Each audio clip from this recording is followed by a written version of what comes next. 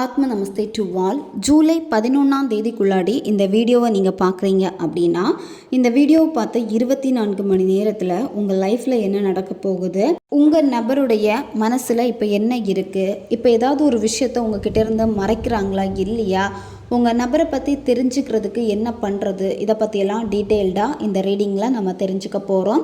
இந்த card energy கூட connect ஆகிறதுக்காக நீங்கள் யாருக்காக இந்த ரீடிங்கை பார்க்குறீங்களோ அந்த பர்சனை மனசில் நினச்சிட்டு கமெண்டில் நீங்கள் எந்த டேட்டில் இந்த ரீடிங்கை பார்க்குறீங்களோ அந்த டேட்டை கமெண்ட் பண்ணுங்கள். இந்த கார்டு எனர்ஜி கூட கனெக்ட் ஆகிருவீங்க. நம்ம சேனலுக்கு நீங்கள் இதான் ஃபஸ்ட் டைம் வரீங்கன்னா மறக்காமல் சப்ஸ்கிரைப் பண்ணிக்கோங்க. பக்கத்தில் இருக்கக்கூடிய பெல் பட்டனையும் கிளிக் பண்ணிக்கோங்க. அப்போ தான் நான் போடக்கூடிய வீடியோஸ் எல்லாமே உடனுக்குடன் உங்களுக்கு நோட்டிஃபிகேஷனில் வந்துக்கிட்டே இருக்கும். உங்களுக்கு எங்கிட்ட பர்சனலாக கிளாஸஸ் எடுத்துக்கணும் அல்லது உங்களுக்கு பர்சனல் டேரோகோ ரீடிங் தேவைப்பட்டுச்சுன்னா இன்ஸ்டா அல்லது மெயிலில் வந்து காண்டாக்ட் பண்ணுங்கள். டீட்டெயில்ஸ் எல்லாமே உங்களுக்கு வீடியோ ஸ்க்ரீனில் வந்திருக்கும், செக் பண்ணிக்கோங்க. இப்போது இந்த ரீடிங்கில் நம்ம போகலாம். இப்போ நீங்கள் நோ கான்டாக்ட் சுச்சுவேஷனில் இருக்கீங்க. உங்கள் பர்சன் வந்து இப்போ உங்கள்கிட்ட பேசவே மாட்டேங்கிறாங்க, உங்களை விட்டு விலகி போய்கிட்டே இருக்காங்க. நீங்கள் எவ்வளோ பேச ட்ரை பண்ணியுமே உங்கள் நபருடைய மனசு இன்னுமே மாறாமல் இருக்குது அப்படின்னா அதுக்கு காரணம் வந்து இன்னொரு நபர். சரியா, உங்கள் பர்சன் வந்து இன்னொரு பர்சனுக்காக தான் உங்களை வேணான்னு சொல்லிட்டு விலகி போயிருக்காங்க. அது மட்டும் இல்லாமல் இந்த பர்சன் வந்து நிறைய பொய் வந்து உங்ககிட்ட சொல்லியிருக்காங்க. ஒரு சிலருக்கு காலில் வந்து செக் பண்ணுறப்பவே தெரியுது அவங்க மேரேஜ் ஆகி அதை மறைச்சு உங்ககிட்ட வந்து பேசியிருக்காங்க. உங்கள் பர்சனுக்கு வந்து அந்த லைஃப்பில் நிம்மதி இல்லை, அவங்களுக்கு பிடிச்ச மாதிரி எதுவுமே இல்லைன்னு சொல்லிட்டு தான் உங்ககிட்ட வந்திருக்காங்க.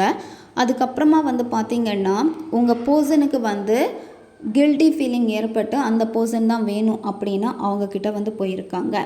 இந்த ரிலேஷன்ஷிப்பில் வந்து உங்களுக்கான நிம்மதி போயிடுச்சு, சோகம் அதிகமாகிடுச்சு. அதே மாதிரி இனிப்பாக இருந்த விஷயங்கள் எல்லாமே உங்களுக்கு கசப்பாக மாற ஆரம்பிச்சிடுச்சு. உங்களால் இப்போ உங்கள் பர்சனை வந்து மன்னிக்கக்கூட முடியலை. உங்கள் நபர் மேலே உங்களுக்கு அதிகமான கோபம் இருக்குது. அது மட்டும் இல்லாமல் இப்போ நீங்கள் உணர்வு பூர்வமாக உங்கள் நபர்கிட்ட இருந்து நீங்கள் தான் விலகி இருக்கீங்க. அதாவது திரும்ப இந்த பெயினை வந்து உங்களால் ஏற்றுக்க முடியலை அப்படின்னு நீங்கள் விலகி இருக்கீங்க.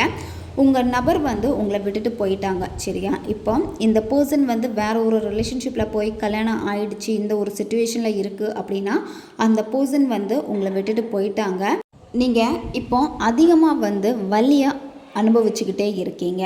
அதாவது இப்போ உங்களுக்கு வந்து அமைதி வேணும், அதுதான் நீங்கள் இப்போ வந்து தேடுறது. மனசு வந்து அமைதியாக இருக்கணும், போராடி பார்த்து முடியலை.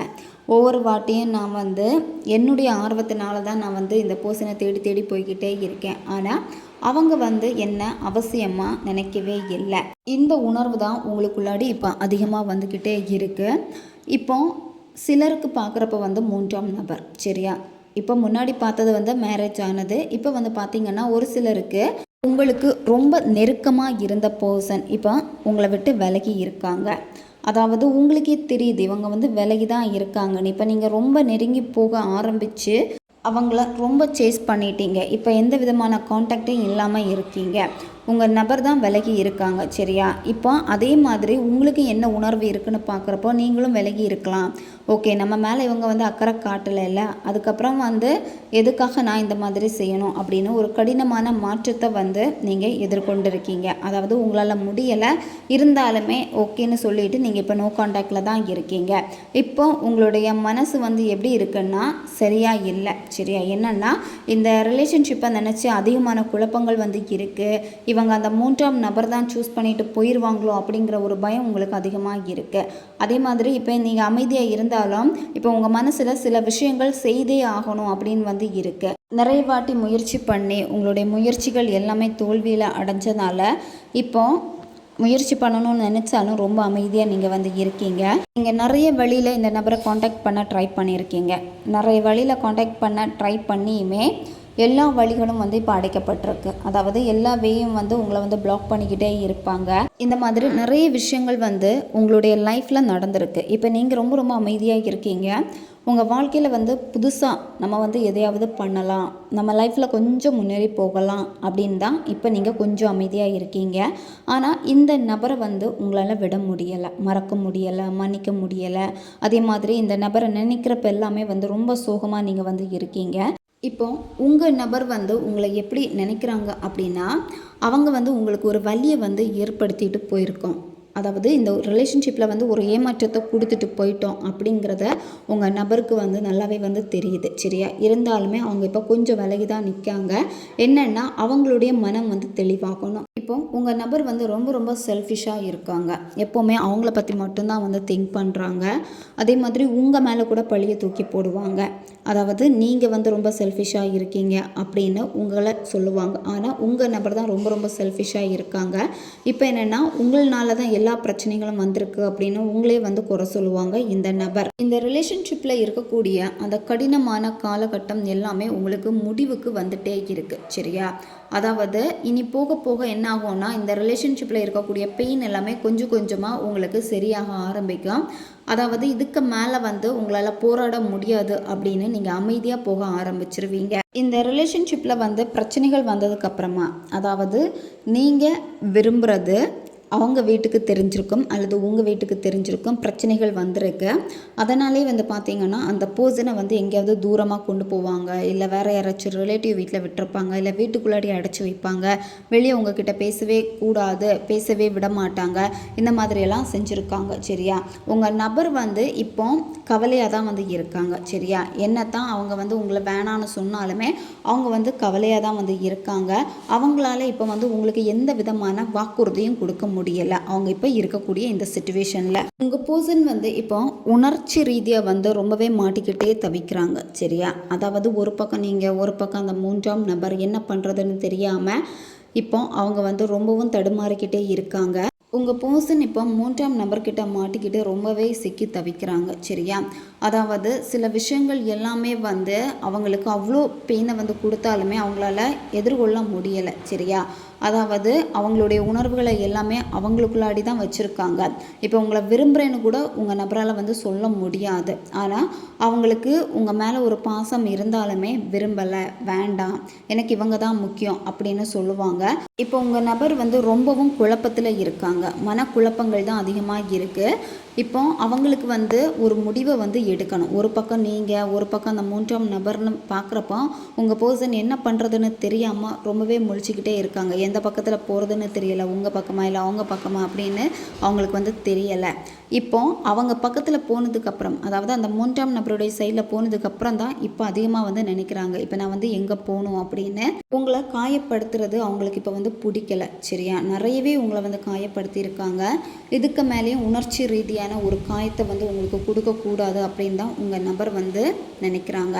அதனால தான் இந்த ரிலேஷன்ஷிப்பில் வந்து ஒரு முடிவை எடுத்துகிட்டு போயிருப்பாங்க. அதாவது வேண்டாம், நமக்கு வந்து செட் ஆகாது அப்படின்னு. உங்ககிட்ட நான் பேசிகிட்டே இருந்தேன்னா என்னால் நிம்மதியாக கூட இருக்க முடியாது. அதே மாதிரி என்னுடைய பலவீனமே நீ தான், அது வந்து உனக்கு நல்லாவே தெரியும், இருந்தாலுமே இது வந்து எதுவுமே இனிமேல் பண்ண முடியாதுன்னு சொல்லிட்டு உங்கள் நபர் வந்து விலகி நிற்கிறாங்க. சரியா?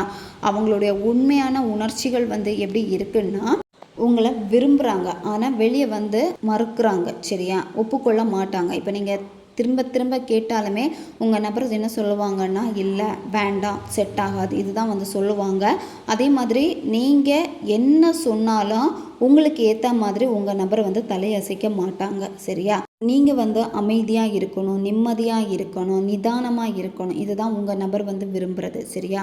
எதை பற்றியும் நீங்கள் வந்து கவலைப்படக்கூடாது. அதே மாதிரி உங்கள் லைஃப்பில் வந்து நீங்கள் இப்படியே இருக்கக்கூடாது. உங்களுக்குன்னு நிறைய கோல்ஸ் எல்லாம் இருக்குது. அதாவது உங்களுக்கான கரியரில் வந்து கண்டிப்பாக நீங்கள் ஃபோக்கஸ் பண்ணி தான் ஆகணும் அப்படின்னு தான் உங்கள் நபர் வந்து நினைக்கிறாங்க. அவங்களுக்கும் உங்களை நினைக்கிறப்ப ரொம்ப மன அழுத்தம், மன உளைச்சல் இதெல்லாமே வந்து இருக்குது. அவங்க உங்ககிட்ட பேசினாங்க அப்படின்னா கண்டிப்பாக திரும்பவும் உங்கள் நபர் தான் ரொம்ப ரொம்ப சோகமாவாங்க. இருந்தாலுமே உங்கள் நபர் வந்து இப்போ கண்டுக்காமல் இருக்கிறதுக்கான காரணம் அவங்களால உங்களுக்கு எந்த பிரச்சனைகளும் வரக்கூடாது அப்படின்னு தான் அவங்க வந்து விலகி நிற்கிறாங்க. இப்போ இந்த உணர்ச்சி ரீதியில் வந்து நீங்கள் தான் ரொம்ப ரொம்ப சிக்கி தவிக்கிறீங்க. உங்களுக்கு இப்போ 2 விருப்பங்கள் இருக்குது. இந்த நபரா, இல்லை வேறு பர்சனை நம்ம சூஸ் பண்ணலாமா, இல்லை நம்ம லைஃப் வந்து என்னத்தான் ஆகும் அப்படின்னு உங்கள் மனசுல இப்போ 2 விருப்பங்கள் வந்து இருக்குது. ஆனால் எதை வந்து முடிவு பண்ணுறதுன்னு உங்களுக்கு தெரியலை. ஒரு சைடு உங்கள் நபரை நினைக்கிறப்போ ஓகே இவங்ககிட்டே நம்ம போயிடலான்னு தோணுது. இன்னொரு பக்கம் வந்து வேற ஒரு பர்சன் உங்கள் லைஃப்பில் இருப்பாங்க, அல்லது வேற ஒரு பர்சனை வந்து உங்களுக்கு பிடிச்ச மாதிரி இருக்கும். அப்படி பார்த்தா கூட இப்போ நீங்களும் ஒரு சாய்ஸ் மாதிரி தான் வச்சுருக்கீங்க உங்கள் பர்சனை. உங்களுக்கு இந்த நபரை, அதாவது நீங்கள் யாருக்காக இந்த ரீடிங்கை பார்க்குறீங்களோ இந்த ரிலேஷன்ஷிப்பில் கண்டிப்பாக ஒரு முடிவு தெரியும் அப்படின்னு தான் நீங்கள் நீண்ட காலமாக வந்து காத்திருக்கீங்க, அமைதியாக காத்திருக்கீங்க. இப்போ அவங்கக்கிட்ட பேசினா வந்து கோவப்பட்டுருவோமோ, இல்லை நம்ம வந்து அவங்கக்கிட்ட வந்து திரும்பவும் போய் கெஞ்சிடுவோமோ அப்படின்னு ரொம்பவே நீங்கள் வந்து பயப்படுறீங்க. உங்களுடைய வேலையில் கவனம் இல்லை, நீங்கள் செய்யக்கூடிய தொழிலில் வந்து எதிர்பார்க்கக்கூடிய ஒரு மாற்றம் இல்லை. இதனாலே தர்ம சங்கடமாக உங்களுக்கு வந்து இருக்குது. எல்லாத்தையுமே எதிர்த்து போராடுற மாதிரியே வந்து இருக்குது. உங்களுடைய விருப்பத்துக்கு ஏற்ற மாதிரி எதுவுமே நடக்கலை. அதனால தான் இப்போ நீங்கள் வந்து ரொம்பவும் கஷ்டப்படுறீங்க. அதே மாதிரி முடிவெடுக்க முடியலை. எல்லாமே வந்து பார்த்திங்கன்னா இழுத்தடிச்சுக்கிட்டே போகிற மாதிரியே வந்து இருக்குது. உங்களுக்குள்ளாடி ஏதோ ஒரு தன்னம்பிக்கை வந்து இருக்குது, எதிர்பார்ப்பு இருக்குது. இப்போ நீங்கள் வந்து தயாராகிக்கிட்டே இருக்கீங்க உங்களுடைய எதிர்காலத்துக்காக. என்னத்தான் கஷ்டங்கள் ஒரு பக்கம் இருந்தாலுமே ஒரு பக்கம் வந்து ஒரு சின்ன எதிர்பார்ப்பில் எல்லாமே மாறும், எல்லாமே சரியாகும், இந்த ரிலேஷன்ஷிப்பை வந்து நம்ம புதுசாக ஸ்டார்ட் பண்ணலாமே அப்படின்னு தான் நீங்கள் நினைக்கிறீங்க. அதே மாதிரி நீங்கள் உங்கள் நபரை வந்து அதிகமாக விசாரிச்சுக்கிட்டே இருக்கீங்க. இப்போ உங்கள் பர்சன் வந்து எல்லாத்துலேயுமே உங்களை பிளாக் பண்ணி வச்சுருக்காங்க அப்படின்னா மற்ற நபர்கள்கிட்ட உங்கள் நபரை பற்றி கேட்டு தெரிஞ்சுக்கிறது. அதே மாதிரி இந்த ரிலேஷன்ஷிப்பில் வந்து நம்ம இனிமேல் என்ன பண்ணலாம், புதுசாக என்ன பண்ணுறது அப்படின்னு யோசிக்கவும் நீங்கள் செய்கிறீங்க. ஒரு சில நேரத்தில் உங்களுக்குள்ளாடி வரக்கூடிய அந்த நம்பிக்கை எப்படி இருக்குன்னா ஒரு உற்சாகத்தை கொடுக்குற மாதிரி இருக்குது. அந்த இனிமே கொஞ்ச நாள் கூட போக போக உங்களுக்குள்ளாடி ஒரு நம்பிக்கை வந்து இருக்கிறது, அது இன்னுமே ரொம்ப ஸ்ட்ராங் ஆகும். தெளிவான பார்வையோடு நீங்கள் வந்து பார்க்க ஆரம்பிப்பீங்க. உங்களுடைய உணர்வுகள் எல்லாமே வந்து பார்த்திங்கன்னா மாற ஆரம்பிக்கும். இப்போ இருக்கக்கூடிய இந்த இக்கட்டான சுச்சுவேஷனை தாண்டி ரொம்பவும் ஸ்ட்ராங்கான ஒரு முடிவை வந்து எடுப்பீங்க. அதாவது இந்த பர்சனுக்காக தான் நம்ம வெயிட் பண்ணலாம் அப்படிங்கிற ஒரு முடிவை வந்து நீங்கள் எடுப்பீங்க. அதே மாதிரி இப்போ உங்களுக்கு ரொம்ப ஆர்வமாக இருக்குது, இந்த ரிலேஷன்ஷிப்பை அடுத்த கட்டம் என்ன நடக்க போகுது அப்படிங்கிறத தான் தெரிஞ்சுக்கிறதுக்கு நீங்கள் ரொம்ப ஆர்வமாக வந்து இருக்கீங்க. அதே மாதிரி உங்கள் நபருக்காக வந்து நீங்கள் இப்போ காத்திருக்கீங்க. இப்போ உங்கள் பர்சனுக்கு வந்து அவங்க செய்யக்கூடிய வேலையில் வந்து நிறைய பிரச்சனைகள் வந்து இருக்குது. அதே மாதிரி அவங்க லைஃப்பில் எல்லாத்தையுமே வந்து ஒரு சுமையாக தான் வந்து உணர்ந்துக்கிட்டே இருக்காங்க. ரொம்பவும் அவங்க வந்து களைச்சி போயிட்டாங்க. அவங்களுடைய ரிலேஷன்ஷிப்லேயும் சரி, அவங்களுடைய வாழ்க்கையிலையும் தனிப்பட்ட வேலை சார்ந்த விஷயங்களையும் ரொம்பவே களைச்சி போயிட்டாங்க. இந்த ரிலேஷன்ஷிப்புக்காக வந்து நீங்களும் போராடி இருக்கீங்க, அதே மாதிரி உங்கள் நபரும் வந்து போராடி இருக்காங்க.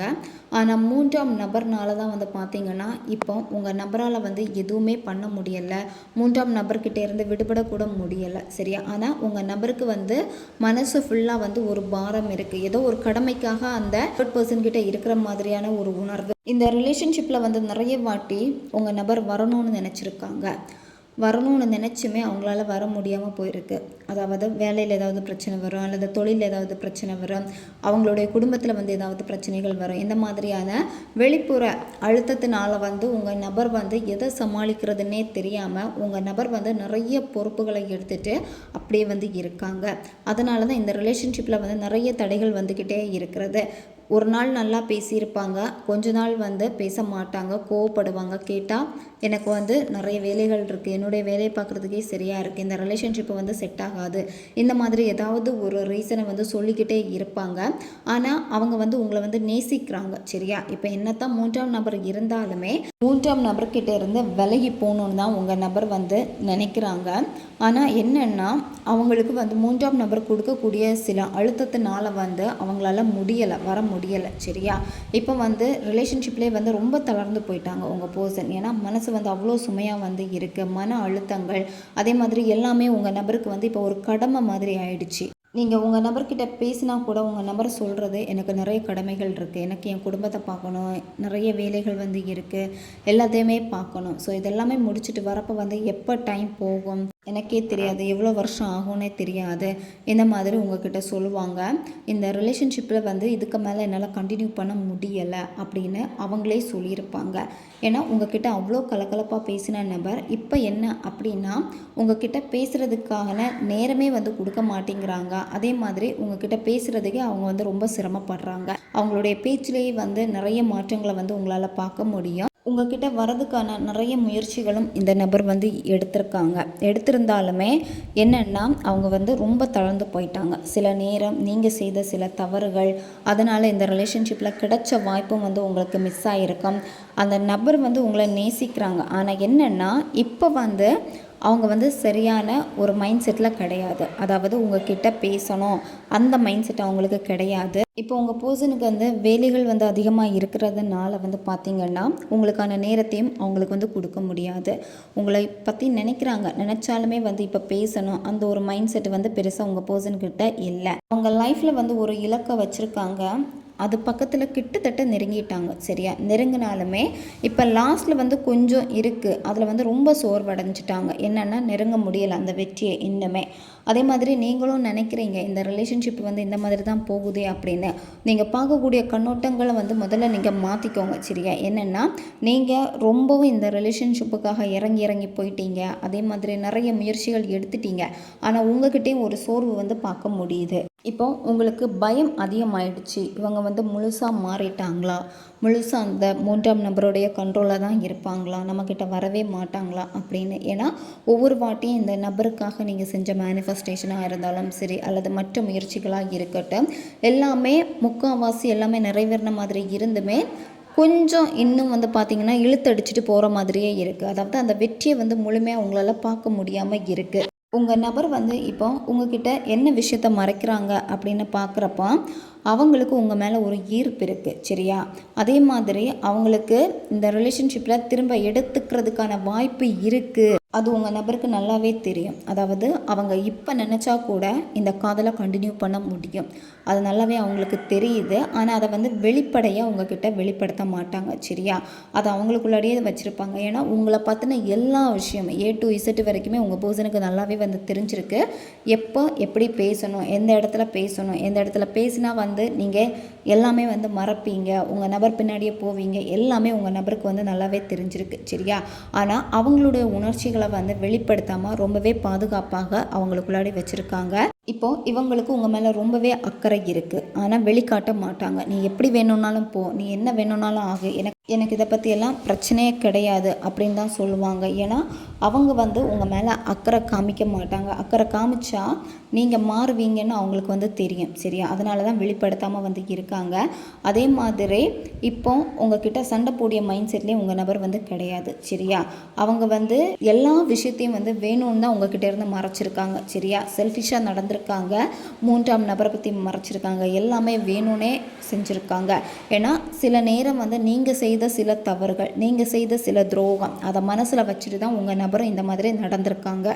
உங்கள் பர்சனுடைய உள்ளுணர்வு படி நம்ம பார்க்குறப்ப எப்படி இருக்குன்னா, நீங்கள் அவங்கள வந்து ரொம்பவே அட்ராக்ட் பண்ணிக்கிட்டே தான் இருக்கீங்க. சரியா, அதாவது நீங்கள் அவங்கள வந்து கவர்ந்துக்கிட்டே தான் இருக்கீங்க. அது நல்லாவே அவங்களுக்கு தெரியுது. அவங்க உங்ககிட்ட வந்து பேசணும் அந்த மைண்ட் செட்டு கிடையாது. ஆனால் உங்களை வந்து அதிகமாக வந்து கவனிக்காங்க. சரியா, இப்போ நீங்கள் எவ்வளோ தொலைவில் இருந்தாலும் சரி, நீங்கள் என்ன பண்ணிகிட்டு இருந்தாலும் சரி, எல்லாமே உங்கள் பர்சனுக்கு வந்து இப்போ தெரியுது. இந்த ரிலேஷன்ஷிப்பில் வந்து உங்களுக்கு நெருக்கமாக இருக்கக்கூடிய ஒரு லேடியை வந்து நீங்கள் நம்பாதீங்க. சரியா, அது உங்கள் ஃப்ரெண்டாக இருப்பாங்க, இல்லை ஃபேமிலி மெம்பர்ஸாக இருப்பாங்க, இல்லை உங்கள் நபருக்கும் உங்களுக்கும் மியூச்சுவல் ஃப்ரெண்டாக வந்து இருப்பாங்க. அவங்கள வந்து நம்பாதீங்க. சரியா, ஏன்னா அவங்களால தான் வந்து நிறைய ஏகப்பட்ட பிரச்சனைகள் வந்து வருது. அதே மாதிரி உங்கள் பர்சனுக்கு வந்து அந்த லேடி வந்து பயங்கரமாக வந்து சப்போர்ட் பண்ணுறாங்க. சரியா, அந்த லேடி வந்து 3ஆம் நபராக கூட இருப்பாங்க. அதனால் கொஞ்சம் கவனமாக நீங்கள் இருங்க. இந்த ரீடிங்கை பார்த்த 24 மணி நேரத்தில் வந்து சில பிரச்சனைகள் கூட உங்களுக்கு ஏற்பட போகுது. அதாவது ஒரு லேடினால் நீங்கள் யார்கிட்டையுமே அதிகமாக வந்து பேசாதீங்க. அதே மாதிரி உங்களுடைய சீக்ரெட்டை வந்து நீங்கள் யார்கிட்டையுமே வந்து சொல்லாதீங்க. சரியா, ஏன்னா சில விஷயங்கள் வந்து நம்பி நீங்கள் அவங்கக்கிட்ட சொல்லுவீங்க. அது வந்து உங்கள் ஃப்ரெண்ட்ஸாக இருப்பாங்க, அல்லது உங்களுடைய ஃபேமிலி மெம்பர்ஸாக இருப்பாங்க, அல்லது அவங்க ஃபேமிலி மெம்பர்ஸாக கூட இருப்பாங்க. நீங்கள் சில சீக்ரெட்டை வந்து நீங்கள் சொல்லிடுவீங்க. உங்கள் 2 பேருக்கு இடையில் இருக்கக்கூடிய சீக்ரெட்டை வந்து சொல்லிடுவீங்க. ஆனால் அதுவே பெரிய பிரச்சனையை வந்து கொண்டு விட போகுது.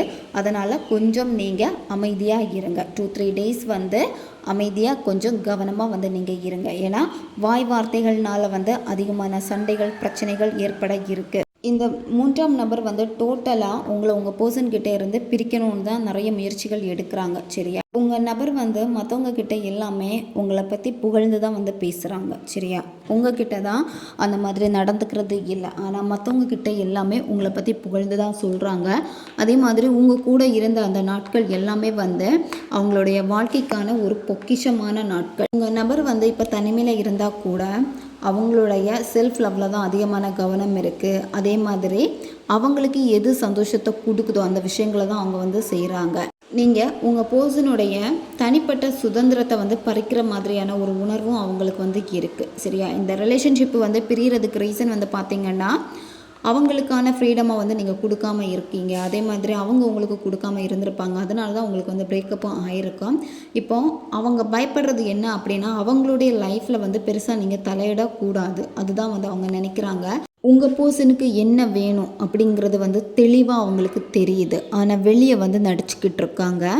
அதே மாதிரி அவங்களுடைய விருப்பங்களுக்கு மட்டும்தான் அவங்க வந்து முழு உரிமை வந்து கொடுப்பாங்க. உங்கள் பர்சனுக்கு வந்து பொறுமை கிடையாது. அவங்களுக்கு ஏதாவது ஒரு காரியத்தை வந்து சாதிக்கணும் அப்படின்னா அதில் ரொம்ப ரொம்ப ஆர்வமாக வந்து இருப்பாங்க.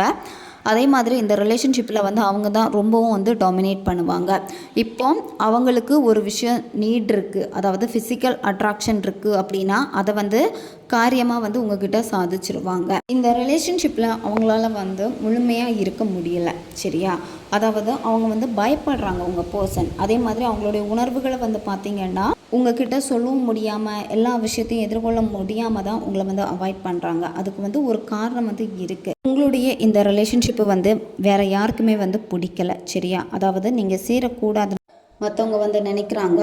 அதே மாதிரி இந்த ரீடிங்கில் கொஞ்சம் முன்னாடி சொன்ன மாதிரி உங்களை பற்றி தப்பாக ஒரு லேடி வந்து உங்கள் பர்சன்கிட்ட சொல்லிக்கிட்டே இருக்காங்க. இந்த ரிலேஷன்ஷிப் உனக்கு தேவையா, இதை வந்து விட்டுரு, இந்த மாதிரியெல்லாம் வந்து சொல்கிறாங்க. உங்கள் நபர் வந்து மனசில் வந்து அதிக வலியை வச்சுருந்தாலுமே வெளியே எதையுமே காமிக்காமல் சந்தோஷமாக இருக்கிற மாதிரி தான் உங்கள் நபர் வந்து இப்போ இருக்காங்க. உங்கள் ரிலேஷன்ஷிப்பில் இருக்கக்கூடிய இந்த தேர்ட் பர்சன் மாறணும் அப்படின்னா இதை நீங்கள் செய்யுங்க. இந்த மெத்தடை வந்து செவ்வாய்க்கிழமை அல்லது வெள்ளிக்கிழமை அல்லது அமாவாசை இந்த நாட்களில் ஏதாவது ஒரு நாளில் இதை நீங்கள் செய்யுங்க. இதை எந்த நேரத்தில் செய்யணும் அப்படின்னா நைட்டு 10 மணிக்கு மேலே நீங்கள் செய்யணும். 10 மணிலேருந்து 12 மணி இந்த இடைப்பட்ட நேரத்துக்குள்ளாடி இதை நீங்கள் செய்யுங்க. அமைதியான ஒரு பிளேஸில் உட்காந்துக்கோங்க. யாருமே உங்களை டிஸ்டர்ப் பண்ணாத மாதிரி நீங்கள் பார்த்துக்கோங்க. இந்த மெத்தடை செய்கிறப்போ ஒரு கேண்டில் அல்லது தீபம் ஏற்றி வச்சுக்கோங்க. அந்த தீப ஒளியில் தான் இதை நீங்கள் செய்யணும். ரூமில் வேறு எந்த வெளிச்சமும் இருக்கக்கூடாது. லைட்டு போட்டுட்டு இந்த மெத்தடை நீங்கள் செய்யக்கூடாது. இப்போது உங்களுக்கு வீடியோ ஸ்க்ரீனில் வந்து ஒரு இமேஜ் கொடுத்துருக்கு பாருங்கள். இதை வந்து நீங்கள் பிரிண்ட் அவுட் எடுத்துக்கோங்க. சரியா? உங்களால் வரைய முடியும் அப்படின்னா நீங்கள் வரைஞ்சிக்கோங்க. வரைகிறதா இருந்துச்சுன்னா பிளாக் கலர் பென் வந்து பயன்படுத்திக்கோங்க. சரியா? இதில் தேர்ட் பார்ட்டி ரிமூவல்னு மேலே போட்டிருக்கலாம். அந்த இடத்துல அந்த தேர்ட் பர்சனுடைய பேரை வந்து எழுதணும். பேர் தெரியல அப்படின்னா தேர்ட் பார்ட்டி ரிமூவல்னு நீங்கள் வந்து போட்டுக்கோங்க. சரியா? இதை நீங்கள் வரைகிறதா இருந்தாலும் சரி அல்லது பிரிண்ட் அவுட் எடுக்கிறதா இருந்தாலும் சரி, இந்த பேப்பருக்கு பேக் சைடில் வந்து என்ன பண்ணணும் அப்படின்னா தேர்ட் பார்ட்டின்னு எழுதிக்கோங்க. சரியா? அவங்களுடைய பேர் தெரியும்னா அந்த பேரை வந்து நீங்கள் எழுதிக்கோங்க. உங்கள் ரிலேஷன்ஷிப்பில் யாரெல்லாம் எதிராக இருக்காங்களோ அவங்க பேரெல்லாமே நீங்கள் எழுதிக்கோங்க. சரியா? எழுதிட்டு என்ன பண்ணணும்னா இன்டு மார்க்கு போட்டுக்கோங்க. சரியா? அந்த பேருக்கு மேலே வந்து இன்டு மார்க்கு போட்டுக்கோங்க. போட்டுட்டு ஒரு பூண்டு வந்து எடுத்துக்கோங்க. பூண்டு வந்து தோல் உரித்து தான் நீங்கள் எடுக்கணும். சரியா? தோல் உரிக்கிறப்போ அந்த பூண்டில் வந்து நகம் எதுவுமே படக்கூடாது. ஒரு பல் பூண்டு போதும். அதில் பிளாக் கலர் பெண்ணுனால் அந்த தேர்ட் பார்ட்டியுடைய பேரை வந்து நீங்கள் எழுதணும். பேர் தெரியலன்னா தேர்ட் பார்ட்டின்னு நீங்கள் எழுதிக்கோங்க. சரியா?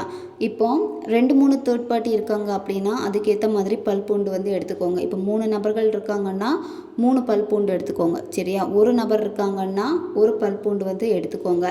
தேர்ட் பார்ட்டி எத்தனை இருக்குன்னே தெரியல அப்படின்னா ஒரே ஒரு பல் பூண்டு மட்டும் எடுத்துக்கோங்க. அதில் தேர்ட் பார்ட்டின்னு நீங்கள் எழுதிக்கோங்க. சரியா? எழுதிட்டு என்ன பண்ணணும்னா இந்த சிம்பிள் வரைஞ்சிருக்கீங்கல்ல, இந்த சிம்பிளுக்கு மேலே இந்த பூண்டை வச்சுட்டு என்ன பண்ணணும்னா அதை மடித்து எடுத்துக்கோங்க. அந்த பேப்பரை மடித்து எடுத்துகிட்டு என்ன பண்ணணும்னா 3 நாள் உங்களுடைய தலகாணிக்கு அடியில் வச்சுட்டு நீங்கள் தூங்கணும். 3 நாள் முடிச்சதுக்கப்புறம் என்ன பண்ணணும்னா இதை வந்து கால் மீதி படாத ஒரு இடத்துல வந்து குழி தோண்டி புதைச்சிருங்க. ஈவினிங் சூரியன் மறைஞ்சதுக்கப்புறமா உங்கள் காதலில் இருக்கக்கூடிய 3ஆம் நபர் கொஞ்சம் கொஞ்சமாக விலக ஆரம்பிப்பாங்க. அது மட்டும் இல்லாமல் உங்களை பற்றி தப்பாக உங்கள் பர்சன்கிட்ட போய் சொல்ல மாட்டாங்க. உங்களை பற்றி பேசவே மாட்டாங்க. அப்படியே தானாக ஒதுங்கிடுவாங்க. தேவைப்படுறவங்க இதை பயன்படுத்திக்கோங்க. ஓகே காய்ஸ், இது வந்து ஜென்ரல் ரீடிங் தான். பொருந்தக்கூடிய விஷயங்களை மட்டும் எடுத்துக்கோங்க, மற்றதை விட்டுருங்க. உங்களுக்கு பர்சனல் டேரோ ரீடிங் தேவைப்பட்டுச்சுன்னா இன்ஸ்டா அல்லது மெயிலில் வந்து காண்டாக்ட் பண்ணுங்கள். அடுத்து ஒரு வீடியோ பதிவில் சந்திக்கலாம். நன்றி.